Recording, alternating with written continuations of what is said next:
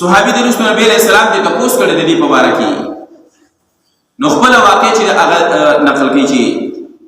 نبی علیہ السلام ته تپوس وکړو تاسو څنګه نور چې د ژوند دی خولي او دا الله رسول دغه معاشره کې دغه چې دیو دستور وو زه په سفر تلم او کور کې چې حمل نو ما بیبي ته وی چې زه لاړم او زما د راتلو نه مخکې زوی وشو دا به وساتي او کوچري لور مې وشوه نو زما د راتلو نه مخکې چې دا به د پن کې ښه خبرې کوي نو د مور چرته ځای چې لاړې سفر باندې خو ډېر وخت چې میاشتې کلونه به اکثر پکې تېر کړل نو چې واپس دی چې په سفر لاړې نو الله جل شانه لور ورکړله او ډېره حسینه جمیله وه الله جل شانه ډېر زیات حسن ورکړی نو د مورې چرته اړه کېدل چې دا چې دی د بند کړي دا یې ځان څه وساتله چې کله د خاوند د واپس د راتلو چې دی ټایم شو هغه راتلو نو دې زنانه د ګاونډیانو سره خبره وکړله چې دغه رنګې زما خاوند خو چې دی په سفر تللی او ما ته داسې ویلي اوس به دا جینۍ چې دی هغه خوښوي نو مهرباني وکړئ دا به ستاسو کوئ دلته کله به زموږ راځي خو دلته چې دی پرورش به دلته کېږي چې د دې پلار سره محبت پیدا شي بیا به درنه زه بوځم خیر دی او ویې صحیح ده د هغوی کره به وه هغوی به ساتله خو داسې و چې د دې زنانه کره به هم راتله خپل کور مور یې وه دې کره به راتله ډېرې ښکلې خبرې به یې کولې نو د دې سړیو سره ډېر زیات محبت پیدا شو چې دومره هوښیاره ماشومه دومره خوږې خبرې کوي نو چې کله زنانه ته پته ولګي چې د دې خاوند خو مې اوس د دې لور سره چې دی محبت پیدا شوی دی نو هغه ورته دا د چا ماشومه د دومره خوږې پستې خبرې کوي نو اخره کې دا چې اخره کې دوی دا خو زموږ لور ده ته چې کله لاړې وروسته الله ماله لور راکړله او ما دغه رنګې پاللو خو چې کله ته راتلې نو ما دې ګاونډیانو ته حواله کړې وه ما چې ستاسو سره لږ محبت پیدا شي نو بیا به یې واپس راولو او دا خو دې ښه کار کړی نو هغه اوس پړه کې خو چې دی کریل ریبل ډېر کوي خو په ظاهره باندې څه ویلی نه شي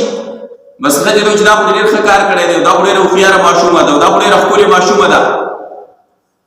څه وخت یې څو میاشتې داسې چې دی وساتله نو هغه مینه محبت یې ورسره نور هم سیوا شو خو دا یې کله چې دې له به موقع ګورم خو چې کله دې زنانه ته چې دا زنانه په دې مطمئنه کړي چې او د دې سره زما محبت اوس ډېر زیات دی نو چې کله هغه په دې مطمئنه شوله نو بیا یې داسې کار وکړو چې دې زنانه ته یو ورځ ویې د ماشومې له چکر ورکوم دا چې دی ښه ښکلې سنبال که پاکې کا کپړې وپړې ورته واچوه او دې ورځې چې دی چېرته چکر ورکوم نو زنانه چې د هغه ماشومه هسې مسینه او جمیله ښکلې وه د نور هم چې دی پاکه کړه نو نور هم چې دی هغو سره چې دی سیوا شو او دغه رنګې د ځان سره چې د هغه لورې روانه کړله او په خوبیې ته ورې ځان سره چېرته سسکور او کودانه وغیره چې دي ویل چې هغه ځان سره اخیستي وو د لور به دې سات په سات تپوس کو بابا جان ته ما چېرته بوځي وایي چکر له دې بوځم بیا به یې تپوس کوي کوم ځای ته مې بابا بوځي چکر له دې چې ښه شړې دښتې دې لرې بوتله دا ماشومه نو یو ځای کې دی چې دې کنده شروع کړله دې ماشومې و دې بابا څه کې وایي دلته مې له کار دې څه ګورم ویل ښه نو دغه کچه ماشومه هغه ورته دا خوږې پستې خبرې کوي او دې لګې د کنده چې دې کني چې داسې لږه کنده وکنسته او داسې اندازې ته ورسېده چې دا پکې پټېدی شي نو داسې پکې ودروله نو هغه پکې لا نه پټېدله پوره ډوبۍ ترې وخېجوله او چې کله به د دې پلار پیزارې پروت و په هغې باندې به خاورې پرېوتې نو دې به ور منډې کړې زر زر په خپل هغه لمن باندې به یې دغه خاورې د هغې نه لرې کړه هغې به یې پاکه کړله هغه پیزار به ورله پاک کړو دی به لګې خولې به پرې رالي دغه ماشومې به زر را منډې کړې په هغه خپل لوپټاو په هغه لمن به ورله د تندي نه چې دی خولې وچولې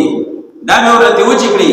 او دا خبرې به ورته کولې بابا جان ته په دې باندې څه کېدل ته وایي دلته مې لږ کار دی دغه چې دی هغه عمل یې ورسره کاوه لګیا وه لور چې د هغه ورسره محبت کوي هغه ورسره چې دی احسان څومره کوي او دا لګې د کندو باسي خو تر دې پورې چې کندې دومره چې دی هغه جوړه کړه چې دا ماشومه پکې مکمل ډوبېدې شوله او راختېدې نه شوه نو دا ماشومې پکې ودروله وایي بابا جان څه کې وایي دلته ورېږله ګورم دا کنده ګورم چې ستا په برابر ده که نه نو بیا یې پېچلې خاورې ورړول شروع کړه نو ماشومې ورته ډېر بابا جان داسې ما خاورو کې پټېږي وایي نه پټوم دې نه وروستو دې ترې وباسم کله پوه شو دی چې دی نوم ته داسې دی سیرې ته چې دا خاورې ته ورسېدي نو ماشوم ته لاندې چکي وایي بابا جان یو ځل خو مې د مور خواله بوځه که نه اسې مې پټې په دې خاورو کې یو ځل خو مې د مور خواله بوځه که نه او دا قشن چې دی ماشومه نبی علیہ السلام په وړاندې چې دا خبر نبی علیہ السلام ډېر زیات خفه او غمجن شو سترګو نه اوښکې روانې وي او بیا د فرمایي تاسو کوم قسم انسانان وي چې د خپل نوم هم داسې